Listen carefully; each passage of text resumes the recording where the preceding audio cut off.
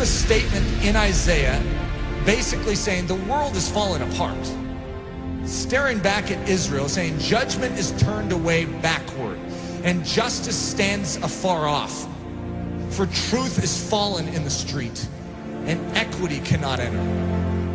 What's a God to do? And he saw that there was no man, and he wondered that there was no intercessor. An intercessor basically means one who fills the gap. If you have a walled city, and there is a hole in the walled city, just this little part that is like broken down, it's like a pile of rubble, and actually you can sneak through it. There's a vulnerability in a time of war. If you have an enemy, what's an enemy looking for? The gate, to try and scale the gate? They're looking for breaches or holes in the wall. They're not stupid. They're not going to waste their time going through the front door when they can go through a side little broken down breach. So the enemy, by his very nature, is constantly watching the integrity of the wall. He's looking for holes. We have massive holes in our life that give the enemy access to do with our life what he sees fit to do. We can say, that's horrible, I'm a Christian. Yeah, you're a Christian with breaches. You are not supposed to be a Christian with breaches. One of the key definitions of Christianity could be a man or a woman whose walls are repaired, who is made strong. Why? So that they are useful to God and they're not just constantly inwardly fighting demons. They can be outward focused. God says to Israel, I will bless you so that you can become a blessing to the nations. God's pattern is to make you strong so that you're useful. There is a hedge that is supposed to be built up around your life, and it very likely isn't. You need a strong man. You need someone who can step in and fight off that enemy to make you strong so that you can start focusing outward instead of on your own issues. Most of us as Christians, the church is so weak because we have literally less than 1% of our time that is able to focus outward because we are so caught up in our issues and our difficulties. Even the healthiest among us, we have issues. We have difficulties, whether it's relational, whether it's financial, whether it's health, we have issues. And there's a dying world out there. You know that estimated 150,000 people died and went to hell today? Let's think about this.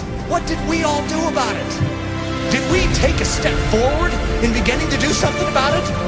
Or are we just stemming the tide from our life falling apart even more than it is? We are living on the defensive instead of the offensive. What we need is the same thing God was looking for back then. The walls are broken down. The city is in disrepair. Israel is without a defender. Where's the intercessor? You know who Jesus Christ was? In a nutshell, he's the intercessor. He's the man who stands in the gap. He's the strong man who came and took the full blow upon himself so that we could gather our wits spiritually and awaken and say, I'm in. Thank you for rescuing me. Literally, he took the blow. Everything that was aimed right at you to absolutely decimate your life, he took it square on. Without even a whimper, he took it. For the joy that was set before him because he valued you so much. He took the blow. See, one of the things that happens with the life of Jesus, we have a tendency to make him a mousy character. We have a tendency to diminish his manly strength. We are talking about the greatest warrior of all time. In the Old Testament, the term is Lord of Hosts, the captain of captains, the general of generals. And he's a general that led his troops into battle with his own life. He's the one that did it. All the rest of the army was cowering in the background. They couldn't fight this army. And he stood up single-handedly and defeated them. That is our intercessor. That is our king. And the same way that he stood for you then, I want you to know, he still stands for you now.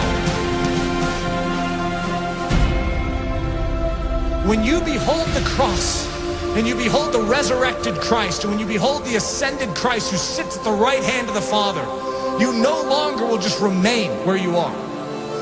you will say, God, do it all within me. For your glory, make me strong. Make me strong to give. God is looking for an intercessor, someone who will make up this breach. We need to become a body that is thinking about every single one around us, as opposed to ourselves. Coming to church going, I need to be prayed for this week. What about who can I pray for this week? Just a different mindset. It's not what this church can do for you, but what you can do for Jesus Christ and this church. Think of that attitude shift, saying, God, you made this life and you have called me for more than just to save me. You have rescued me so that I can become a rescuer. Who needs rescue? Who needs help? Who needs me to stand in the gap and take the hit? That's the attitude. It's not your skin and how you can save it. It's how you can spend it for His glory. His glory. For His glory.